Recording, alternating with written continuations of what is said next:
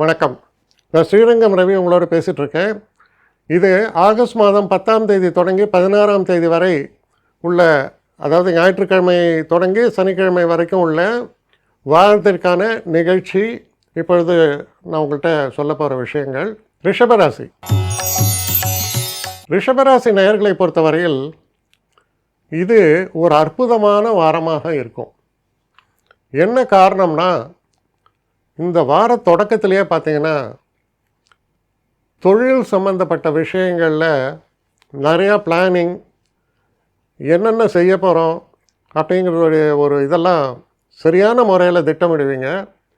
அப்படி செய்வதால் என்ன ஆகுது, அந்த ஒன்று பிளானிங், இன்னொன்று எக்ஸிக்யூஷன் சொல்லுவோம்.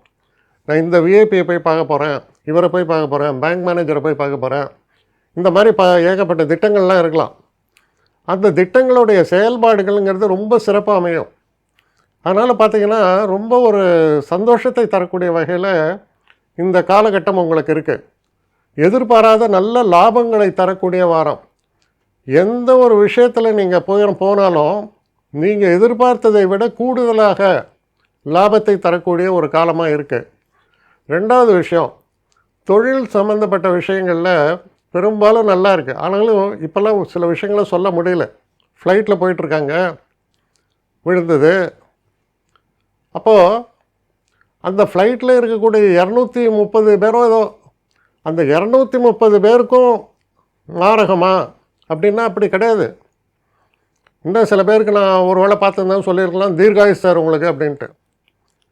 ஆனால் அது எப்படி நிகழ்கிறது அப்படின்னா, இது ஒரு கேட்டாஸ்ட்ரோஃபி, ஒரு ஆக்சிடெண்ட். அப்போ எல்லோரும் போயிடுவோம். அது என்டையர்லி டிஃப்ரெண்ட் ஃபினாமினன். இது நடக்கிறது ஜென்ரலாக இன் எ கிவன் கண்டிஷன் நீ நல்லா இருப்ப அப்படின்னு தான் சொல்ல முடியுமே தவிர, ஒரு எக்ஸ்ட்ராடினரி சுச்சுவேஷன். இப்போது ஒரு வார் ஃப்ரண்ட்டு நடக்குது. இப்போ ஏகப்பட்ட பேர் பார்த்திங்கன்னா பேலஸ்டீனில் போயிருக்கான். அப்போ அவன்லாம் பிரச்சனையா, அவ்வளோ பேருக்கும் ஆயுசு பிரச்சனையா? அப்படி கிடையாது. அப்படி எப்படி சொல்ல முடியும்? ஆனால் அது வேறு. ஸோ அதை கம்பேர் பண்ணக்கூடாது. அது என்ன சொல்கிறது, ஒரு அன்எக்ஸ்பெக்டட் ஆக்சிடென்டல் அப்படிம்பாங்க. அதை தான் எதிர்பார்க்காம நடக்கிறதுக்கு பேர் தான் ஆக்சிடெண்ட்டு. ஸோ இதில் ஒரு விஷயம் நம்ம என்ன முக்கியமாக நீங்கள் தெரிஞ்சுக்கணும் அப்படின்னா, ஒரு காரியம் நடக்கும்போது எல்லாம் நல்லபடியாக தான் இருக்குது, பிரச்சனைகள்னு எதுவுமே இல்லை. அப்போ நம்ம துணிஞ்சு அந்த காரியத்தில் இறங்கி செய்கிறோம். ஸோ அப்படி பார்க்கும்போது வெற்றி வாய்ப்புகள் என்பது ரொம்ப சிறப்பாக தான் இருக்குது. அதில் பிரச்சனையே இல்லை. சில நேரங்களில் கூடுதல் எச்சரிக்கை அடாப்ட் பண்ணுறது நல்லது அப்படின்னு சொல்லலாம். ஸோ அதைத்தான் உங்கள்கிட்ட நான் சொல்ல வரேன். அப்போ கொஞ்சம் கூடுதலாக சில நேரங்களில் ஆனால் எல்லாம் நல்லா இருக்குது. இப்போ நான் சொல்கிறது வேறு எதுக்காகவும் இல்லை.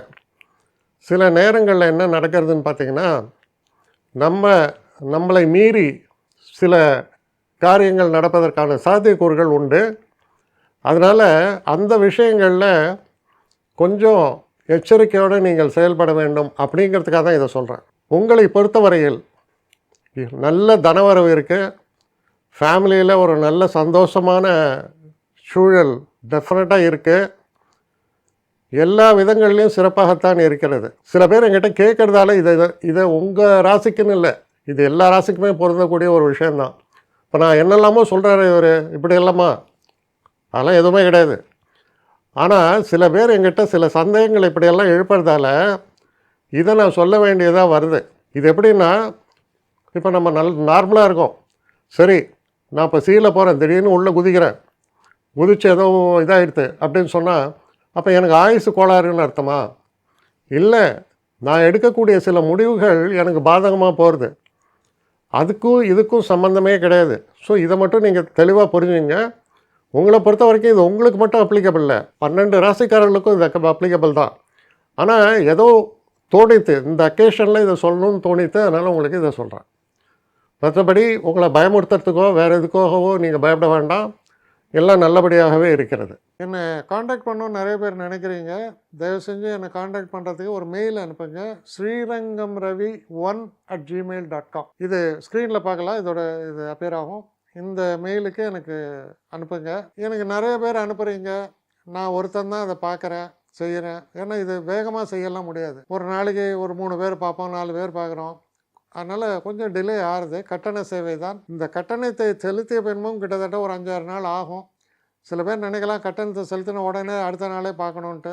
அப்படி என்னால் முடியல. கொஞ்சம் பொறுமையும் நிதானமும் தேவையும் இருப்பவர்கள் நிச்சயமாக காண்டாக்ட் பண்ணுங்கள். என்னுடைய பெஸ்ட்டு சர்வீஸு உங்களுக்கு கண்டிப்பாக உண்டு. வணக்கம்.